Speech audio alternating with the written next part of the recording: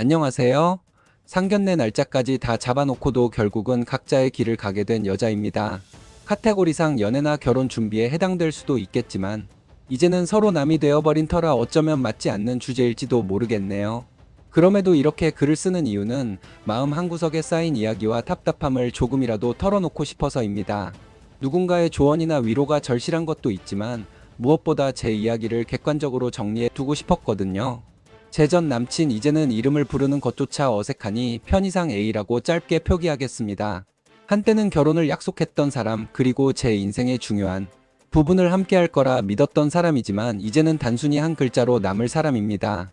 A의 집에 도착해서 인사하고 식탁에 앉았는데 회회, 육회, 새우장 죄다 이런 것만 있더군요.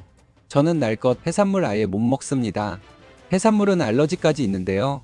당황해서 A가 말 안 했나 하고 눈치 보고 있었는데 A가 자기 엄마한테 날 거랑 해산물 못 먹는다고 말했는데 왜 이렇게 차렸어? 했더니 A 어머니가 해산물하고 육회 얼마나 좋아하는데 땡땡이 만나는 동안 못 먹었다고 생각하니까 부모된 입장으로 너무 안쓰럽고 기가 차더라.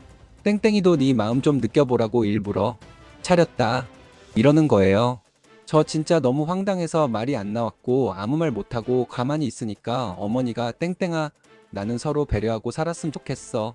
좀 먹기 싫더라도 또 사랑하는 사람을 위해서 참아주고 위해주고 하는 게 결혼이라는 거 아니겠니? 뭐 대충 이런 식으로 말하더라고요. 제가 일부러 안 먹은 것도 아니고 알러지가 있어서 그런 거다. 그리고 서로 둘 다 좋아하는 음식 같이 먹으면서 잘 만나왔고 아무 문제 없었는데 왜 어머니께서 이렇게까지 하시는지 모르겠다. 제가 해산물을 같이 못 먹어준다고 해서 A 보고 해산물 먹지 말라 한 것도 아니고 초대해놓고 이러시는 건 저를 존중하지 않으시는 것 같다 했더니 식사 예절은 가정교육이다가 육회는 알러지 없다고 하지 않았냐. 그럼 어머니 제가 A 마음을 헤아리지 못했습니다.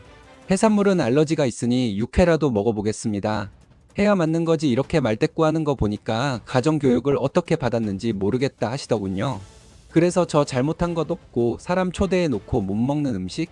차려놓고 훈계하시는 어머니는 얼마나 가정교육을 잘 받으셔서 그런 거냐 했더니 A랑 A 아버지 난리가 났어요. 저는 마음을 진정시키려고 잠시 숨을 고르고 최대한 차분한 목소리로 말씀드렸습니다. 일부러 음식을 가려 먹는 게 아니라 해산물은 알레르기가 있어서 먹을 수 없는 거라고요. 그리고 그동안 저와 A는 서로 먹는 취향이 조금 달라도 충분히 배려하면서 잘 지내왔고 큰 문제 없이 만남을 이어왔다고 설명했죠. 저는 A에게 해산물을 먹지 말라고 강요한 번도 없었고 A도 제 상황을 이해해 주었기에 불편함이 없었다고 덧붙였습니다. 그런데 오늘 이렇게 초대를 해놓고 제가 못 먹는 음식들로만 상을 차리신 건 제 입장에서는 존중받지 못했다는 느낌을 지울 수 없었습니다. 저는 그 마음을 솔직하게 말씀드렸습니다. 저는 해산물을 같이 못 먹는다고 해서 A한테 그걸 참으라고 한 적이 없었어요. 그런데 오늘처럼 아예 못 먹는 음식만 차려주시면 제가 환영받는 기분이 들지 않습니다. 이런 상황은 조금 서운합니다. 저는 최대한 부드럽게 표현하려고 했지만 속마음은 많이 당황스럽고 씁쓸했죠. 그러자 A 어머니의 표정이 단단히 굳어지더니 말씀하셨습니다. 식사 예절은 가정교육에서 나오는 거야. 육회는 알레르기 없다고 하지 않았니? 그럼 어머니 제가 A 마음을 헤아리지 못했습니다. 해산물은 알레르기가 있으니 육회라도 먹어보겠습니다. 이렇게 말해야 하는 거 아니니? 그런데 이렇게 말대꾸하는 거 보니까 가정교육을 어떻게 받았는지 모르겠다. 그 말을 듣는 순간 제 속에서 뭔가가 확 치밀어 올랐습니다. 저는 크게 숨을 들이마시고는 분명한 어조로 말씀드렸습니다. 저는 잘못한 게 없다고 생각합니다. 오히려 사람을 초대해 놓고 그 사람이 못 먹는 음식만 차려놓고 나서 훈계를 하시는 어머니야말로 얼마나 훌륭한 가정교육을 받으셨는지 궁금해집니다. 바로 옆에 있던 A 아버지가 벌떡 일어서듯이 난리가 났습니다. 목소리가 커지고 서로 말을 끊으며 분위기는 순식간에 살벌하게 변했죠. A와 A 아버지의 고성이 오가는 상황 속에서 저는 더는 이 자리에 있을 이유가 없다고 느꼈습니다. 미쳤냐? 어른한테 말버릇이 그게 뭐냐는 A의 소리를 듣는 순간 제 마음속 마지막 남아있던 정이 싹 사라졌거든요.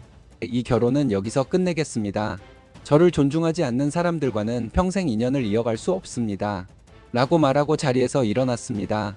그렇게 현관문을 나서는 제 발걸음은 한 번도 머뭇거리지 않았습니다. 집으로 돌아온 후에도 연락은 오지 않았습니다. 저는 스스로에게 이제 진짜 끝이구나 하고 마음을 정리하려고 했습니다. 그런데 아침 잠에서 막 깬 시간부터 A에게서 메시지가 쉴 틈 없이 도착했습니다. 미안하다는 말이 반복되었고 한 번만 더 얘기하자는 내용도 있었습니다. 하지만 저는 이미 분명히 말했죠. 우린 헤어졌으니 다시는 연락하지 말아라. 그 대답을 듣고도 그는 또다시 제 앞에 나타났습니다. 퇴근 후 집 앞에 서 있는 A를 본 순간 황당함과 피곤함이 동시에 몰려왔습니다. 그는 마치 아무 일도 없었던 것처럼 내가 대신 어머니께 사과할게. 그러니까 결혼하자라는 말을 내뱉었습니다. 더 기가 막힌 건 그 다음이었죠. 어머니도 이제 풀고 싶어 하신다. 내가 한 번만 만나서 풀어드려라. 그 말에 저는 말문이 막혀 웃음밖에 나오지 않았습니다. 불과 며칠 전 저를 모욕하고 훈계하던 분이 이제 와서 화해를 원한다는 건 제 입장에서 참 가볍게 느껴질 수밖에 없었거든요. 저는 속으로 이 상황을 내가 겪었다는 걸 다른 사람들도 알면 과연 뭐라고 할까 하는 생각이 들었습니다. 그래서 이 모든 과정을 글로 정리해 올리고 댓글이 달리면 A에게 링크를 보내줄 계획까지 세우게 되었죠. 어쩌면 그는 그 댓글을 보고도 자신의 문제를 깨닫지 못할지도 모릅니다. 하지만 최소한 저는 제 선택이 후회되지 않을 거라는 확신이 들었습니다. 며칠 동안은 문자와 전화가 뜸하다 싶었는데 어느 날 퇴근길에 아파트 입구에서 낯익은 차가 눈에 들어왔습니다. 다가가 보니 운전석 창문이 스르륵 내려가더군요. 그 안에는 A가 앉아 있었습니다. 그는 창백한 얼굴로 저를 보며 잠깐 얘기만 하자고 했습니다. 저는 아무 말 없이 고개를 저었지만 그는 차에서 내려 제 앞을 막아섰습니다. 그 순간 머릿속에 그날 식탁에서 들었던 어머니의 말과 싸늘한 눈빛이 떠올랐습니다. 저를 앉혀놓고 가정교육 운운하던 그 목소리, 그리고 그걸 제지하지 않고 지켜보던 A의 무기력한 표정까지. 저는 한 발자국 뒤로 물러나며 차갑게 말했습니다. A, 나한테 할 말 있으면 문자로 해. 난 너한테 할 말 없어. 그런데 그는 갑자기 가방에서 작은 상자를 꺼내더니 뚜껑을 열었습니다. 그 안에는 예전에 프로포즈할 때 썼던 반지가 들어 있었죠. 그는 그걸 제 손에 억지로 쥐어주며 그날은 우리 둘 다 감정이 격했잖아. 엄마도 반성하고 있어. 다시 처음부터 시작하자라고 했습니다. 순간 손바닥에 느껴지는 금속의 차가움이 오히려 제 마음을 더 식혀버렸습니다.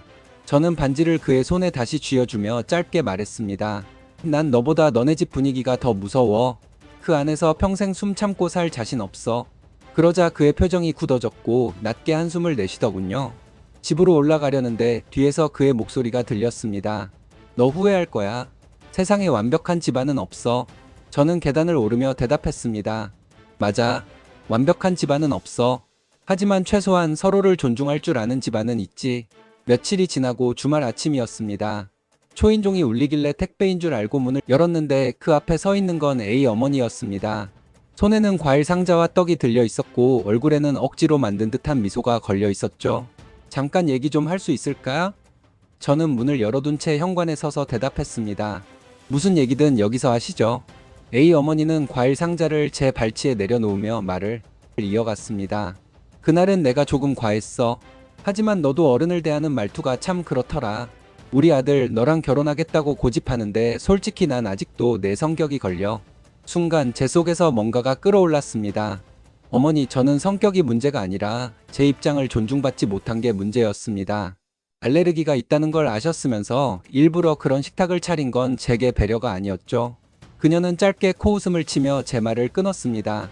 결혼은 배려만으로 못해. 참아야 하고 맞춰야 하고 그런데 너는 벌써부터 내 고집만 세우잖아. 저는 한 걸음 앞으로 다가서서 말했습니다. 맞춰야 하는 건 서로입니다. 일방적으로 한쪽만 참는 건 맞춤이 아니라 희생이고 저는 그런 결혼 안 합니다. 그 순간 남친 어머니의 얼굴에서 미소가 완전히 사라졌습니다. 그래, 내 말대로 하자. 나도 너 같은 며느리 안 보는 게 나아. 그렇게 말한 그녀는 과일 상자를 들고 가더라고요.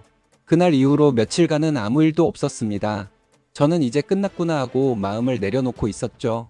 그런데 일주일쯤 지난 어느 날 점심시간에 제 휴대폰이 울렸습니다. 발신자는 A였습니다. 문자에는 짧게 이렇게 쓰여 있었습니다. 마지막으로 한 번만 얘기하자. 나 이번 주 내내 내 집 근처에 있었어. 순간 등줄기에 소름이 돋았습니다. 바로 답장은 하지 않고 심호흡을 한 뒤에 무슨 얘기를 해도 결론은 똑같을 거야. 우리 끝났어. 라고 보냈습니다. 그러자 연이어 장문의 메시지가 도착했습니다. 너는 아직 우리 사이가 끝났다고 생각하지만 나는 아니야. 어머니도 그날 내가 너무 차갑게 굴어서 화난 거야. 시간이 지나면 풀릴 일인데 왜 이렇게 쉽게 포기하니? 내가 잘못했어. 우리 결혼하자. 예식장 계약도 그대로 두고 상견례 다시 잡자. 어머니가 너랑 꼭 풀고 싶어 하셔. 저는 핸드폰을 손에 쥔 채 한참을 생각했습니다. 답장은 짧게 그러나 확실하게 보내야겠다고 마음먹었죠. 나는 이미 마음을 정했어. 그리고 너희 어머니와 풀고 싶은 마음도 없어. 너랑도 그 집이랑도 앞으로는 아무 관계 없이 살 거야. 그러니 제발 연락하지 마. 몇 분 뒤 마지막 메시지가 도착했습니다. 그래, 내가 원하면 그렇게 하자. 근데 나중에 후회하지 마. 저는 바로 차단해버렸고 그 이후로 한 달이 지났는데 그 후 A의 소식은 저도 모릅니다. 저는 정말 궁금해요. 정말 남친 쪽에서는 제가 일정 부분 잘못이 있다고 하는데 저는 제 잘못이 전혀 없다고 생각하거든요. 사람 목숨이 왔다 갔다 하는 일을 가지고 웃으면서 서로 배려하는 것이 부부라고 말하는 A 부모의 무식함에 정말 감탄을 했고요. 무식하면 저렇게 용감할 수 있는지 소름이 돋을 정도였습니다. 그런 상황에서 제가 좋게 말을 해야 했고 제가 말한 것이 그렇게 심한 것이었는지 궁금하네요. 여러분들께서 알려주셨으면 좋겠습니다.